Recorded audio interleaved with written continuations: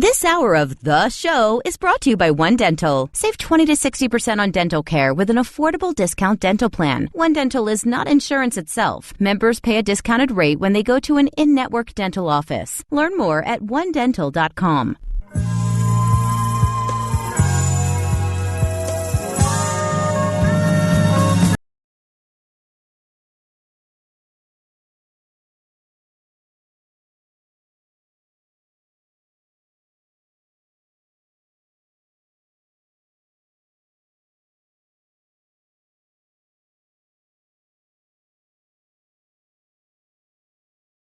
It's the Dave Ramsey Show, where Dad is dumb, cash is king, and the paid-off home mortgage has taken the place of the BMW as the status symbol of choice. I'm Dave Ramsey, your host. This is your show. It's a show all about you. The phone number is 888-825-5225. That's 888-825-5225. Well, some 20 years ago or so. Been on the air about 25 years, so it might even be 25 years ago. I had gone through the process of coaching and counseling people getting out of debt on a one-on-one basis. I was just starting on the radio, quarter of a century ago. And even though I'm a big-time math nerd, I had discovered that debt, what Larry Burkett used to say, is not the problem. It is the symptom of the problem. The problem is the behaviors. You're disorganized, you buy crap you can't afford with money you don't have to impress people you don't really like. Debt is not the problem. It's the symptom of the person in your mirror, the person in my mirror. If I can get the guy in my mirror to behave, he can be skinny and rich, but he's got issues. And that's what we've learned a long, long time ago. And so I quit using only math to do personal finance, because personal finance is more about behavior than it is about math. Math is not the problem. An example is, what you pay in commissions on your investments is not the problem. The fact that you put nothing into your investments is the problem. As a matter of fact, there's a key piece of research from the investment world that shows that 74% of the reason people have successful retirement plans is what's called savings rate, meaning they actually put money into savings. It's not the rate of return, and it's not the expenses, and it's not the type of investment, and it's not how complicated it is. It's just that they put money in there. I met with an NFL player, stopped by my office meeting with one of my guys about 3 or 4 weeks ago. He stopped by here, and he had $1.6 million in cash in the bank, making 1%. And he was ashamed.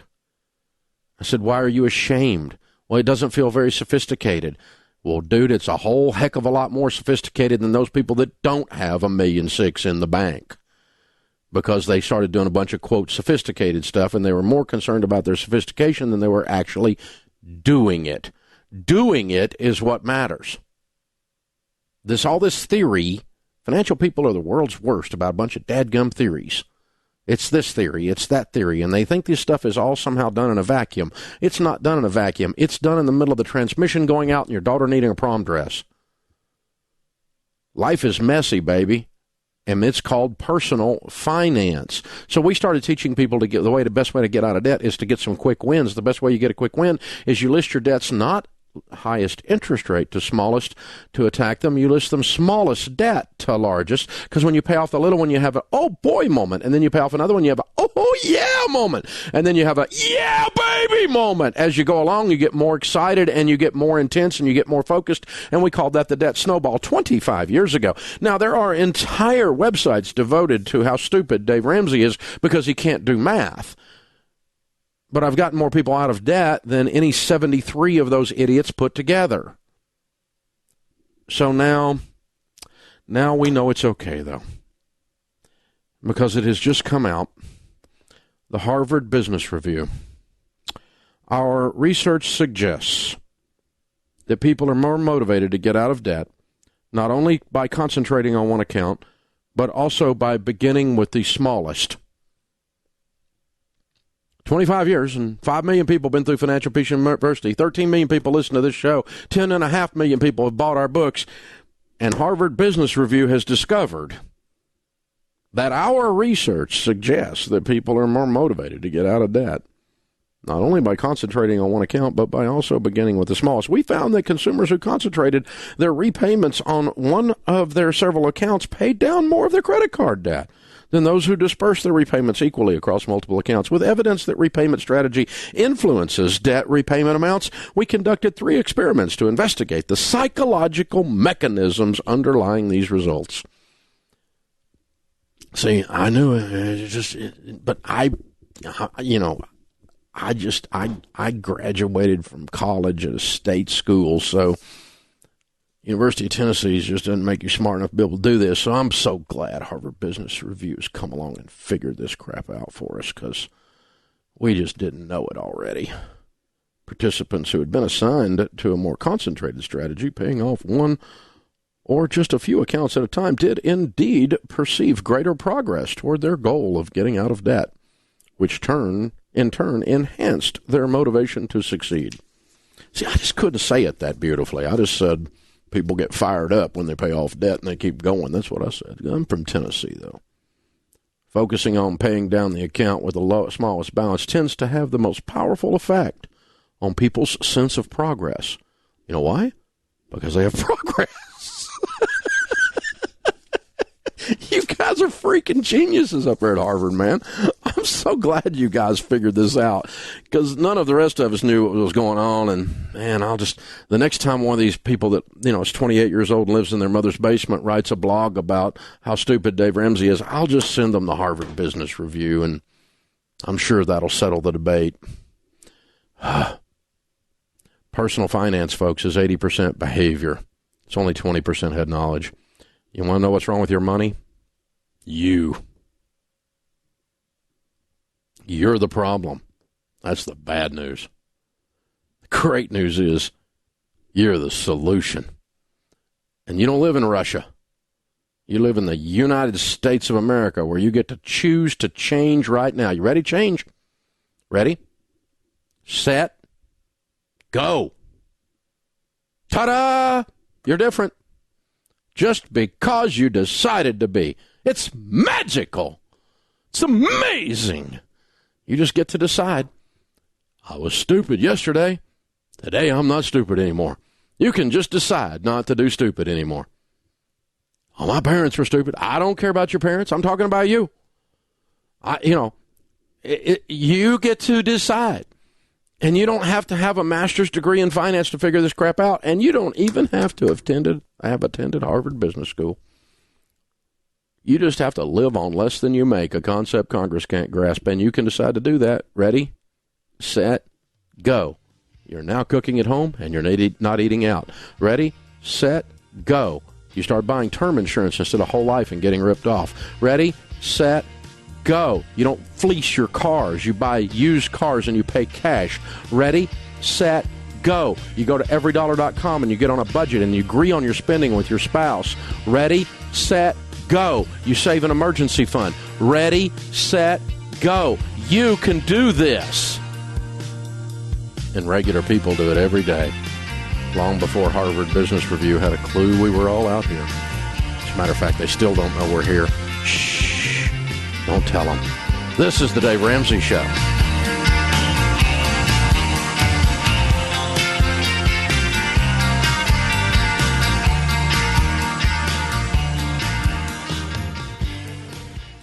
Dental care is something everyone needs, but you typically have 2 choices. Overpay for dental insurance or spend way too much money if you are self-pay. OneDental.com is your solution. They are not dental insurance. They're like a Costco for dental services. Pay a small amount annually to get access to their nationwide network of dentists. Find a dentist in your area and only pay OneDental's pre-negotiated rates. Use it immediately and as often as you want. Know what you're paying before you go. Start your membership today at OneDental.com. That's OneDental.com.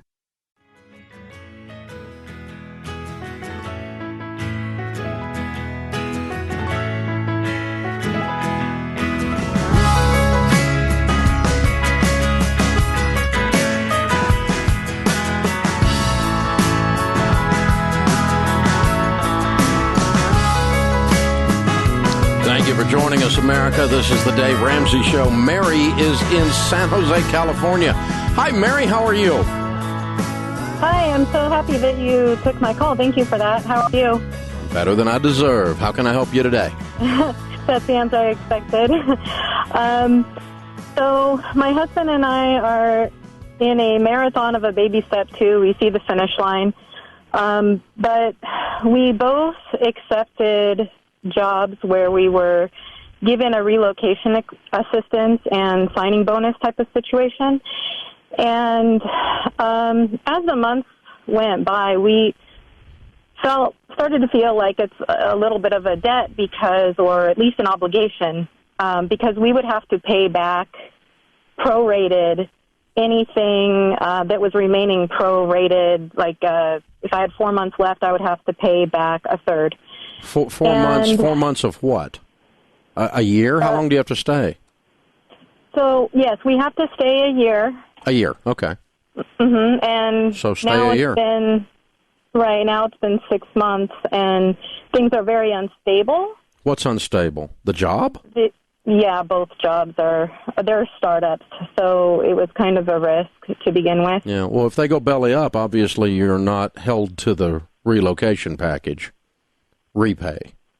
Right. So the offer that we have right now is from another company who's saying we will pay back your remaining relocation, match your salary, but then they're going to want the same kind of situation where if we don't make it a year, we would have to pay it back. Where are you moving now? Back to Southern California, which is where our family is. And this is nothing that we've accepted or committed to. Yeah. It's something that was kind of put in front of us.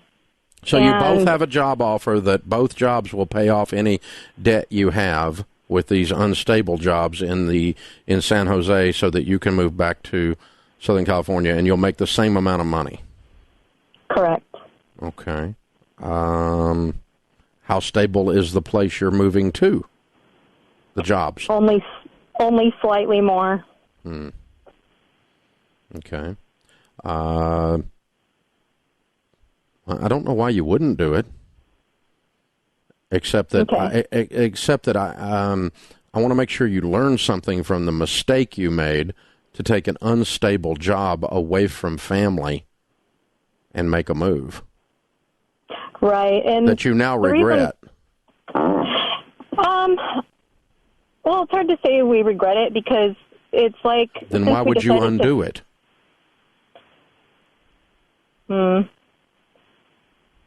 Yes, you do. You do regret it. Otherwise, you wouldn't be looking at other jobs. Yeah, and it's kind of a situation where we were given this opportunity without really looking for it, so it's not like we're frantically looking for other work. Okay. Well, why don't you see if you can get a raise out of the move then? Okay. Why not? I mean, they're willing to pay your relocation costs and willing to pay back the prorated relocation costs from the former deal. They're paying both, right? Mm-hmm. Correct. And then you're committing to a year with them. They're not super stable. And why don't we try to get a little bit more money then? At least make it a raise. But I think you make the move back. But the big thing here is just make sure that any part of the story that makes you look fickle, which is part of the story, that starts to go away, because jumping around and moving around cause you to, moving's expensive. Emotionally, financially, everything else. You take your eye off the ball. Productivity, it's hard on the family. It's hard on the kids, changing schools back and forth. I mean, even the dog's got a new neighborhood to learn, it's expensive. It's trading cars is one thing. Moving from Southern California to San Jose and then turn around moving back is another thing. Adrian's with us in Phoenix, Arizona. Hey, Adrian, how are you? I'm good. How are you? Better than I deserve. What's up? Awesome sauce. I have a little dilemma. I am trying to tackle my debt this year, and I have a coworker that recently started the debt-free journey and is almost finished. I am thinking that I should pay off my car loan first, and I'm thinking this because it'll free up more money for me to throw into my other debt. No, and you she's pay off saying your not smallest. to do... You pay off your smallest debt first. What is your well, smallest that's what debt? And I'm thinking that too because my car payment. What is your I'm smallest debt? What's your smallest debt? My smallest is a utility bill. That's what you should pay off. Okay.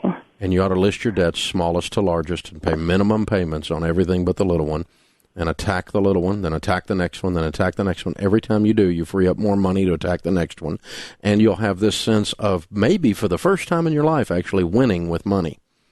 And that sense of power, that sense of, I maybe can do this stuff. It's not for somebody else. It's not just my friend who's getting out of debt. Maybe now I'm getting out of debt. That is more powerful than freeing up your car payment. Which you ultimately will do, by the way. No, yeah, I see that. Well, my car payment, I have 33 payments left. Okay. And if I triple my car payment, I can do that, knock that out in 5 months. Yeah. So how much do you owe on your car? I owe $7,200. $7,200. What other debts do you have? I have student loans, which is about $40,000. I have a repo car possession, which is about $10,000, and then small utility bills. Okay. So how many small utility bills? Like outstanding utility bills, bad utility bills, or just your monthly budget? No, I have a cable bill that I didn't pay last year, which is about say that again. How much is it? That's $380. Okay. And how many of those? And then I have. Say that again. How many of those kinds of things do you have? 2. Okay. And I have another one that's electric from a different state, which is $77. Okay. So like $500 is all you and I are discussing. And I'm telling you, clear those little $500 worth of mosquitoes up that are flying around your emotions and then tear into your car. We're not changing how fast the car gets paid off, but by maybe 1 month. Okay. Knock those little ones out the small ones out and then dig into the car. Smallest to largest in that order. Minimum payments on everything but the little one. Attack the little one. $78. Boom. Gone. $380. Boom. Gone. Boom. Gone. What's your income? I make $4,200. I'm sorry, $42,000. Okay. All right. A year. Cool. Very cool. And so, yeah, you're going to be debt-free, everything, because your car repo at $10,000, by the way, when you get to that one, you're probably going to be able to save up and offer them a lump sum and settle that $10,000 for around $3,000. Oh, wow. They'll take about 30 cents on the dollar. Now, you're going to have to argue with them and negotiate and put up with nasty people, but you've already done that. You had a car that was repoed. So right. You know who nasty people are. Now, can I do that with student loans as well? The accounts are opened up in 2005. Is that the same situation or not so much? No, not so much, because they're federally insured student loans, which means the bank is going to get paid by the federal government whether you pay them or not, so they don't have much incentive to settle with you. Okay. What you can do is you can negotiate some of the late fees off of them and some of the collection fees off of them.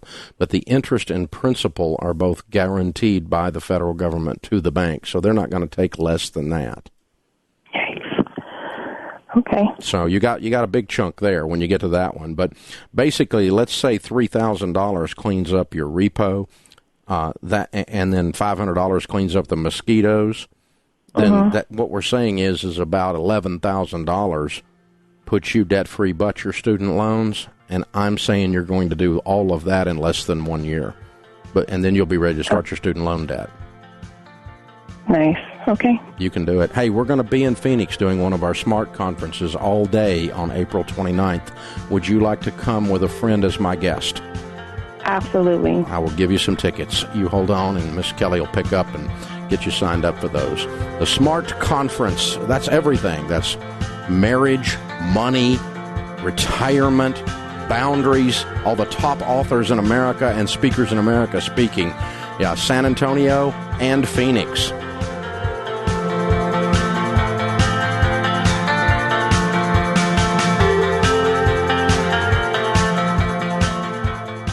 Selling your home can be stressful, especially if you don't know the keys to getting it sold quickly and for top dollar. The free real estate guides on DaveRamsey.com/guides will help you take the stress out of your home sale. Go to DaveRamsey.com/guides or text "right listing" to 44222 to download our free home selling guides. Right listing, one word, no spaces, to 44222. Get started on a smart selling strategy for your home.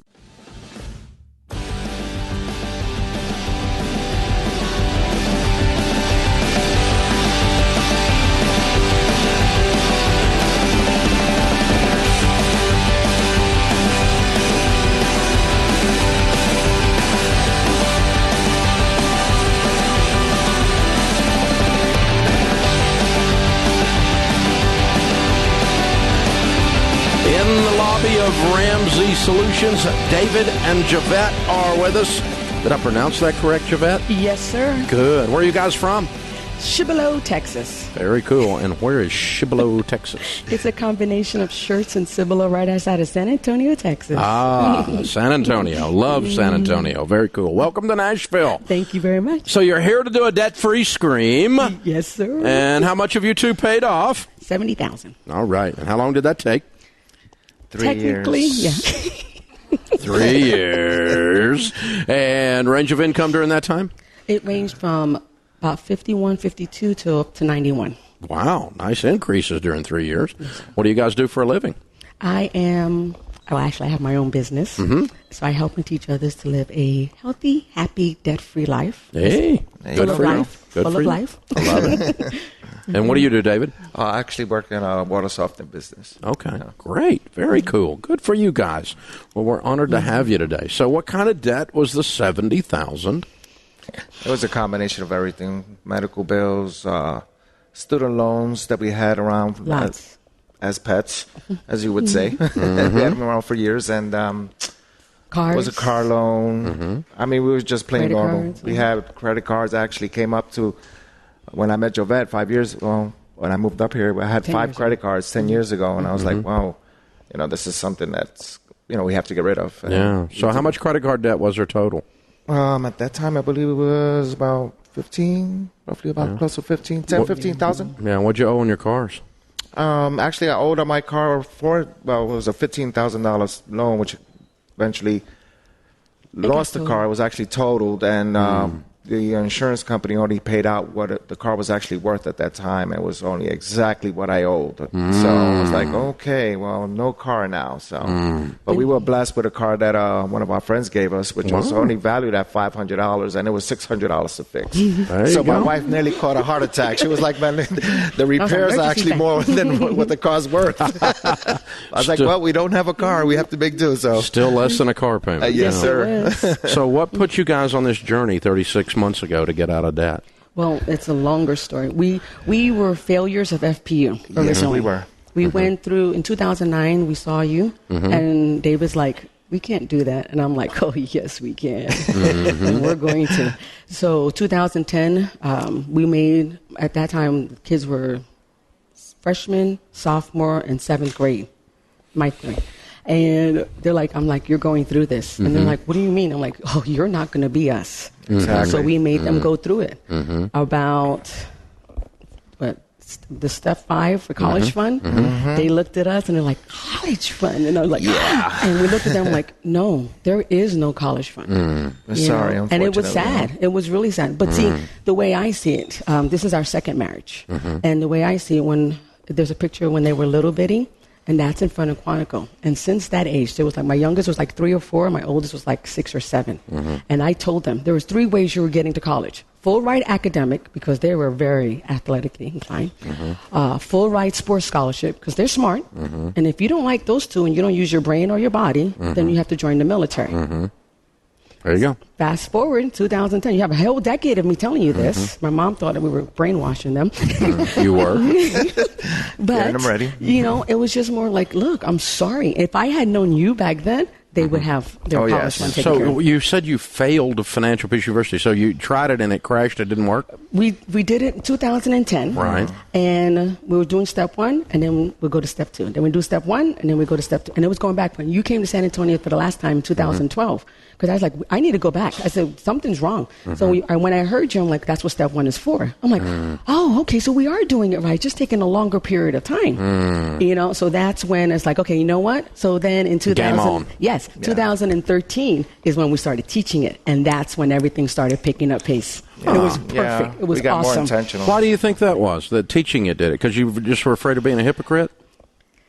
Yeah. Basically, yeah. I mean, we was now being that we was actually hosting it. It was like we're more accountable on what we have to actually. Yeah, I started teaching the Bible one time. It made me think I needed to act more like Jesus. It does that, doesn't it? Yeah. Yeah. I mean, it does. And even like because in 2012, our old church that we were at, our pastor was like, y'all should teach it because we were waiting. I was like, when is it going to come back up again? And I told David, I was like, you know, we should teach this class. And he's like, oh, hell no. Yeah, because I just felt that we wasn't in the right place, you know. And I was like, okay, maybe we are in the right place. I mean, we're just going up and down constantly. He was like, I think we might as well go ahead and do it. And sure enough. So what do you tell people the key to getting out of debt is? Now that you're teaching a class and you paid off $70,000 worth. Oh, just to be intentional. I mean, stay focused and just stay in it. Don't get, I mean, you will get discouraged. A lot of people will. They'll be like, oh, this is not working. This is not going to happen. But they just have to actually stay focused, stay intentional, and just keep with the plan. And So what do you think the difference was, other than the fact that you were teaching it? The teaching made you do it, but what was the difference that pushed you through in this last 36 months when that's really when it happened? It was. I think the first 3 years was more of the test and trial. Because the minute that you decide to live a happy, healthy, debt-free life, all hell will break loose. Oh, yes. And when we lost, 2 cars got totaled. Right? Yeah. The August was right before we started teaching, 2013. And 2 of them got totaled. And we're just like, are you for real? Okay. And that's what it is. People don't understand. It's like, it's going to come. Yeah. You just got to be prepared for the fights. I got you. Cool. just Very like, cool. what's his name? Chris Hogan says, Yeah. it's going to rain. Yeah. Yes. And then No, when he it says pours. Oh, you take an umbrella. That's all right. Good. Good for you guys. I'm so proud of y'all. And we owed IRS. Oh, yeah. The last year, they weren't even on our list. The last year we made up to 91, right? And I was excited. You know, he's like, our tax person's like, you owe money. I'm like, we owe money. Why? He goes, well, you made too much money. I'm like, and I told him, like, we made too much money. I love it. My wife would be excited about that. That's fun. I'm the president of the Happy Club. That's good. So we got a copy of Chris's book for you, Retire Inspired, signed by him. That's the next chapter in your story. You're going to call in on your millionaire theme hour, okay? Of course. Oh, yes. We're going to prepare. I love it. I love it. All right, David and Javette, San Antonio, Texas. $70,000 paid off in 3 years, making 51 to 91. Count it down. Let's hear a debt-free scream. 3, 2, 1. We're debt free!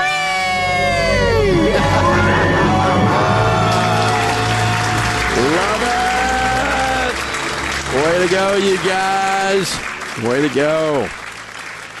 Well, if you didn't know, we always need people to be coordinators of classes.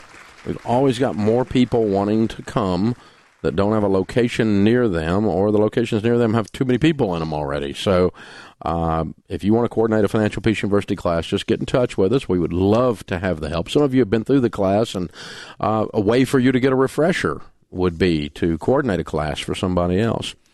And guys, I bet you've probably heard me talking about how many people we're hiring around here at Ramsey Solutions. We're currently migrating all of our CRM applications over to Salesforce, and we are looking to bring on several Salesforce administrators.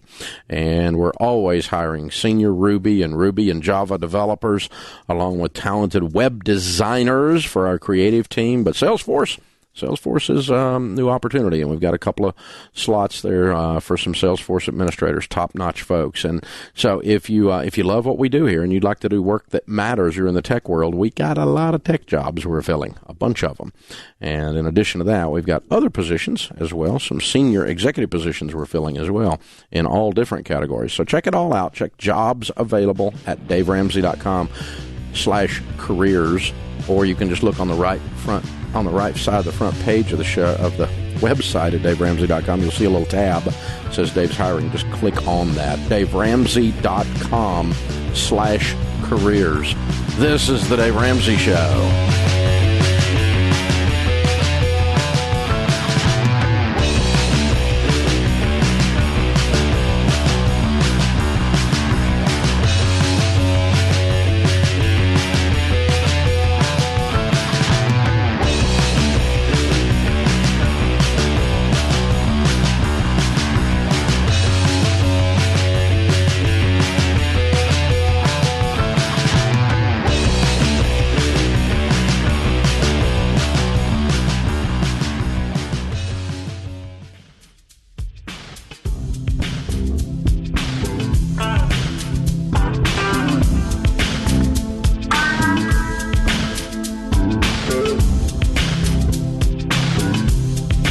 Thank you for joining us, America. We're glad you're with us. This is the Dave Ramsey Show. Ashley's in Roanoke, Virginia. Hi, Ashley. How are you?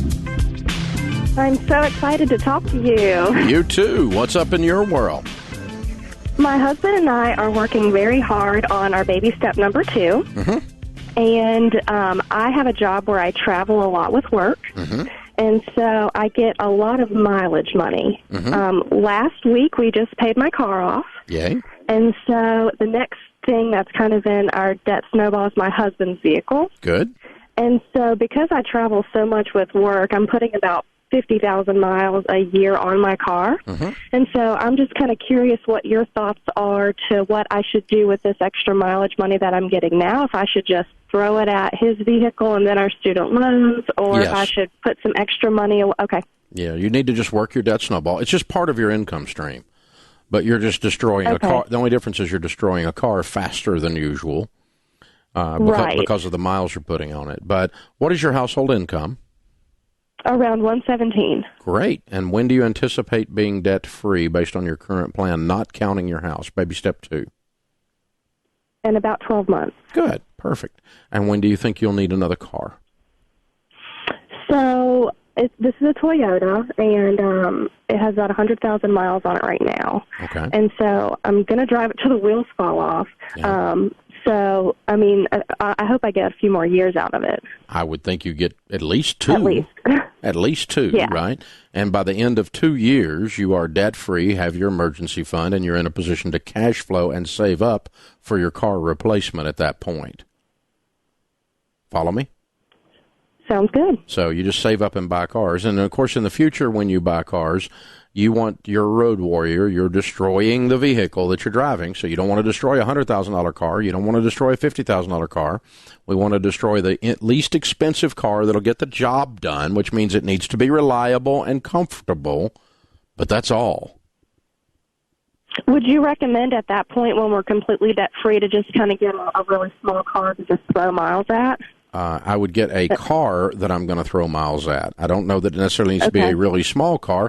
You spend a lot of time in the car. I want you in something reasonably comfortable, and sometimes really small doesn't mean that.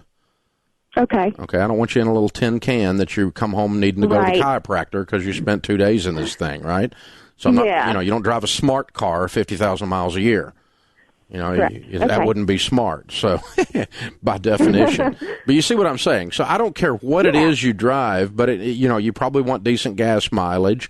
You certainly need it to be reliable. It doesn't need to leave you stranded, and it needs to be reasonably comfortable. But that's all it needs to be, and it wouldn't be brand new.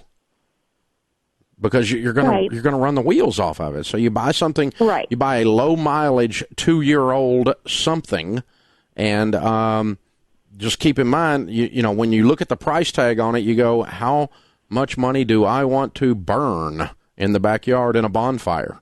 Because that's what I'm getting ready to do with this money. It's going down the toilet, And so you want the least expensive vehicle that is reasonably comfortable and very reliable with decent gas mileage to do your job. And that's at least a 2-year-old car. Probably if you can find like a 12,000-mile 2-year-old car and then run the crud out of that thing, you're at least you're burning the least possible money in the bonfire in the backyard. And because it's just business overhead is all it is for you. right? Yep. So that's how you think about it when you're a road warrior, and that works it through. So congratulations. You guys are doing great. It sounds like you really got some traction. But your mileage just is part of your income, and your car is one of your expenses, and you have an unusually high expense because you put an unusual number of miles on a car. And so, but the good news is your plan sets you up to be able to buy a car for cash about the time you're going to need to. Logan is in Orlando, Florida. Hi, Logan. How are you? Hi, I'm doing well. Thanks for taking my call. Sure. What's up? So my husband and I have been trying to plan to, for me to be able to leave my job in about 7 years. After we get done having kids, I want to kind of switch gears, and we want to buy properties and manage them. Mm-hmm. So I wanted to get your opinion on, I guess, just, and advice on how to get there. Mm-hmm. Right now, I make about $120,000 at my job, and my husband makes about $90,000. Mm-hmm. We have about $210,000 in my 401k. Mm-hmm.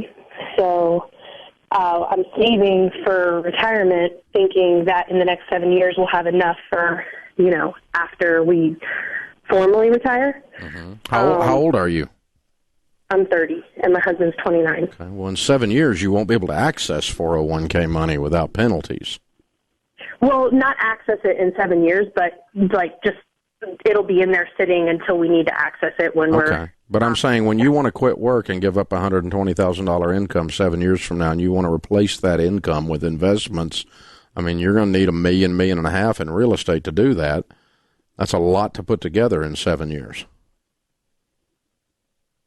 Okay. You following me? Yeah, I guess I'm kind of thinking at some point we'll have to switch gears and live on just his income. Okay, well, that's a possibility too. But if we want to, if you said the way you phrased it was you were going to quit work and live off of and manage real estate, and the real estate making a 10% rate of return to create 120 would take $1.2 million worth, right? Okay. And that's net of expenses return if you're trying to replace your income with the real estate. So that's how I was calculating that. But you could do whatever you wanted to do. I think if I'm in your shoes, you guys are making wonderful money. I'm going to walk straight up the baby steps, and that means you're going to become debt free. Are you, except your home? So that's one thing. My husband had $100,000 in student loans. Mm-hmm. We've paid off 20. Good. You got 80 to go. Okay. Yeah, we got 80 to go in student loans. That's first thing. So we're working right now to pay that off, and then we have $40,000 in a car loan. But other than that, that's the only debt we have except for our house. Yeah. Okay. Pretty expensive car with the goals that you have. Yeah. Yeah. It's standing between you and some of these goals. So I'm not sure I'm keeping the car, not because it's completely out of line with your income. It's not, but you got a big pile of student loans. And anyway, so your first goal is to become debt free other than the home. Your second goal is to build an emergency fund of 3 to 6 months of expenses. Then I would restart retirement. That temporarily I would stop until you've done that. By the way, you should do all of that in about 1.5 years, a year, something like that, with your income to that level of debt. Then you build the emergency fund. Then we restart retirement at 15% of your income going into retirement. Then I want you to fund your kids' college and then pay off your home. If you can get your home paid off with this fabulous income, then you're in a position to save very aggressively to buy cash real estate. And I don't know if in 7 years you can make it to $1.2 million, but you could make it a long way in that direction between now and then if you follow those steps that I just gave you. We'll be doing one of our Smart Money events in Orlando. Chris Hogan and I will be doing that one together, May the 18th. If you'd like a couple of free tickets, hang on, and I'll have Kelly pick up, and she'll give you a couple of them. The Smart Money event continues to tour across America, folks. Next week we will be in Sacramento on March the 1st, and that's my daughter Rachel Cruz and I, who has just announced she's having her second child, our fourth grandchild, in August. Another little girl on the way. So she'll be out there speaking with me, though, in Sacramento next week, March the 1st. March the 2nd, Christy Wright will be, and I will be doing Business Boutique One Day in Sacramento. There's tons of events all over America, everywhere from Denver to Greenville, South Carolina, Baltimore, Philadelphia, Atlanta, Chicago, Cincinnati, San Antonio, everywhere. Check out all the different events we've got at DaveRamsey.com. And whether there's going to be one in your city by clicking on live events.